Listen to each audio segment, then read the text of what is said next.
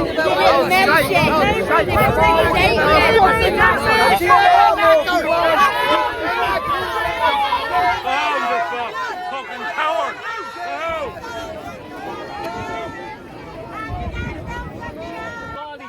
the fuck out of here. You're not fucking welcome.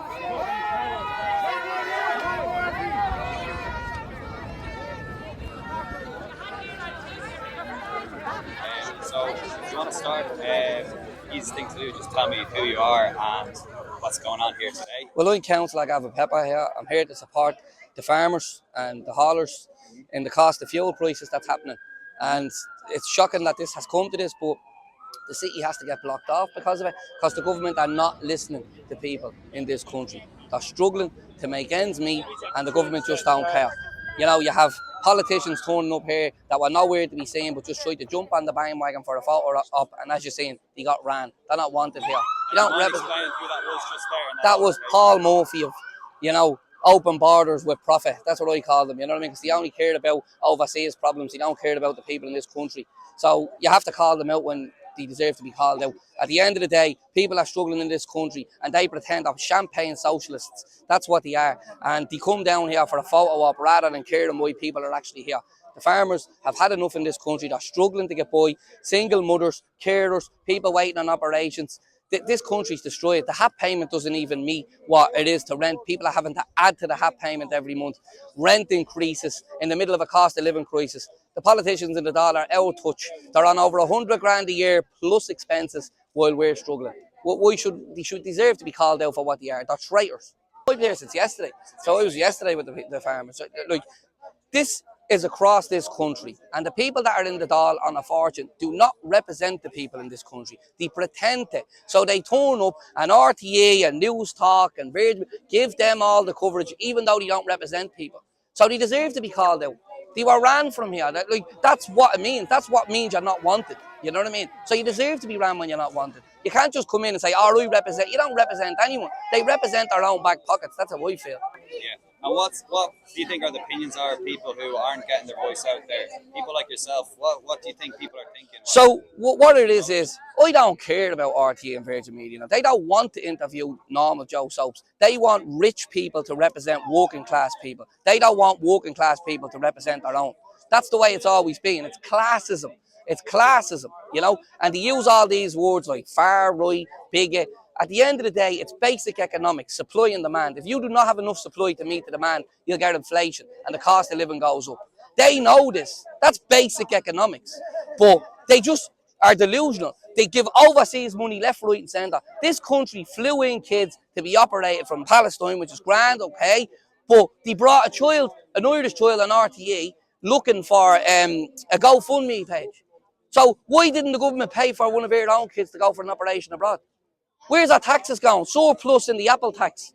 Our government are worth a fortune, but they're not passing it down to the people that need it. And when it comes to the farmers, it's from the farm to the fork. They're the backbone of the economy. They get the food to your table. Breakfast, lunch and dinner. That's, you know, and when you stamp on them, you're stamping on everybody. Everybody is sick of the stereotypes. It doesn't work anymore. At the end of the day, when you take these champagne socialists and these rich people that don't care about the poor people, they're only a minority. They have the media, but they're only a minority. The majority of people are the people that get up and go to work every day that pay the taxes. So I want to know where my taxes are going. My taxes should be going to help people. What about the elderly? They don't care about the elderly. They only care about their own back pockets. So they deserve to be called out on it. Yeah, I think that's the message here. That's why you see what's happening. Absolutely. Do you think these people want to be here? They're here because they're sick of being treated like second-class citizens in their own country. That's the reality of it. What's going on is, this is a fact, right? The travelling community were treated like second-class citizens in this country for years. And now everybody in the country feels like them. Because that's what it is now. And now average Joe is in the same boat. They know what it's like to feel like this. But the Irish people are now being treated like this. So we all band together and call out the corruption. Because that's what you do. Very well said. Thank you. I'm Councillor Tom McDonald. I'm elected in Kildare in 24, June of 24. I'm an independent county councillor. Newbridge MD is my electoral area. Yeah, and I come here today to support all small businesses. I have a small business myself, and everyone's stressed. They're stressed with the price of fuel. and farmers are here, and all them prices are pushed on to the shops, as you know. Uh, there's a woman in the checkout paying for everything, and it's that's where it's affecting. The price of diesel affects the price of food. Yeah. And did you come out here this morning, or when did you get No, here? I left Monasterevin. We were in Monasterevin yesterday morning, half 6, quarter to 7, and we got on a convoy yesterday morning around half 7, and we arrived in the city here at 3:30, and we joined the protest that was already in the demonstration that's here at the minute. Yeah, and I never left since. And today, what time is it now? 4 o'clock. About 4 o'clock now. It's about 4 o'clock the next day. Still here, and it's great. People are really on. They're on the money on this because you talk about the price of diesel, right? What it comes into the. So I'm working out roughly what diesel is coming into the country uh, at about 90 cents, and the rest then is taxes. We have about five of excise duty. We have carbon. We have new energy, the NORA tax. We have carbon, new energy, excise duty. They're all taxes and VAT. Yeah, sorry. So there's about 65% put on to that 90 cents.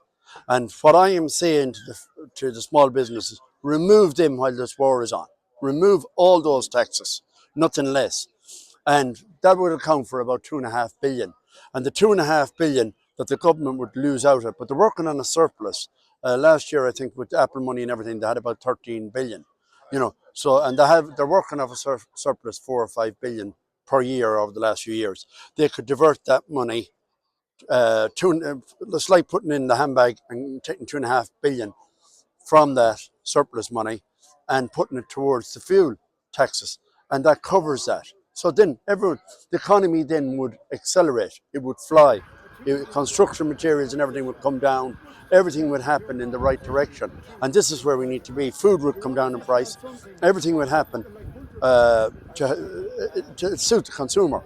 The way the government are tanking they're tanking the economy the way they're doing it. They're overtaxing it, and you have to have fuel costs down. These farmers, they can't pay the money they're paying for green diesel.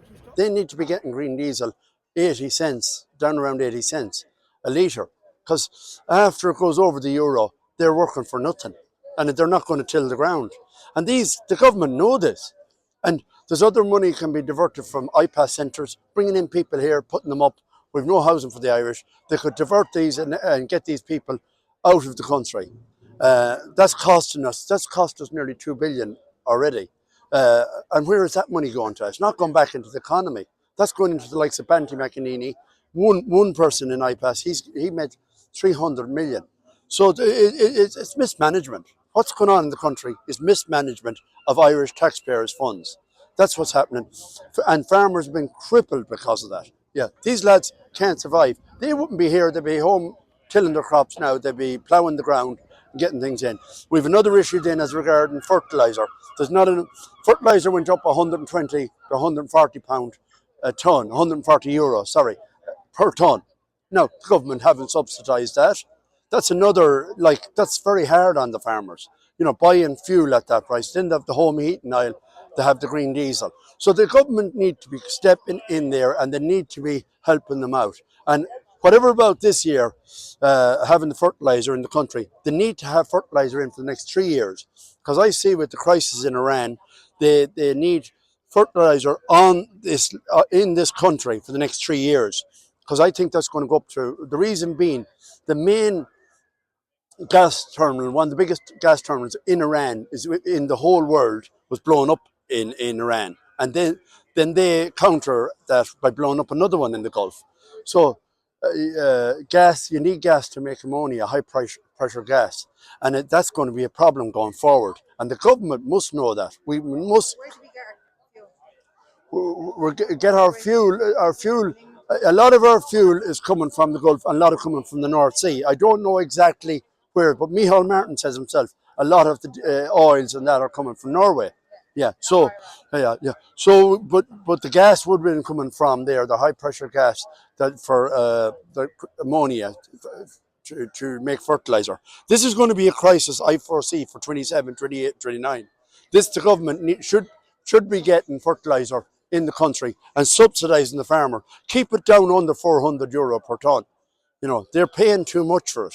It's not economical to farm then.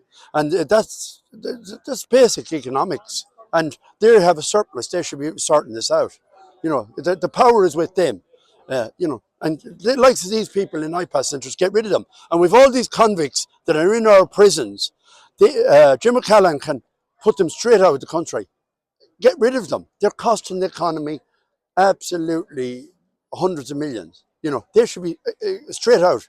We had an incident the other night there down in Dame Street where two twin girls were sexually harassed by this Somalian male of a 27-year-old. And he broke a bottle in half and he stabbed the two girls. And a lad was trying to rescue them. Like, these people are off the rocker. We had the Parnell Square incident. What happened in Parnell Square? Oh, like, that, do you not find that's outrageous what happened in Parnell Square? You know, they were little children. That man was that ran out of the country, and he was who signed his deportation to keep him in the country? Was it a prominent Fine Gael or was it a prominent Sinn Féin? But they've hidden all this. And where are the journalists? Why aren't they doing investigative journalists and find out who these people are? We need answers. We need the streets safe. We need to be able to walk around. The women in this town, this was the safest city in the whole world. Be up in the top three. Now it's probably one of the worst. And that's because of government policy. Open borders. I think that's why we've got so many people coming out here today for Yeah. those reasons as well. There's a lot of reasons here. Yeah. There's a lot of reasons. Yeah. We need safe streets. We need safe streets. And they are not giving us safe streets. And that's their job. You know, there's loads of guards turn out here today because there's a few farmers, a few small businesses around. There's guards everywhere. But you don't see them here at night time when the women are getting harassed or stabbed. You don't see them. Okay, I'm going to go on. Thank you.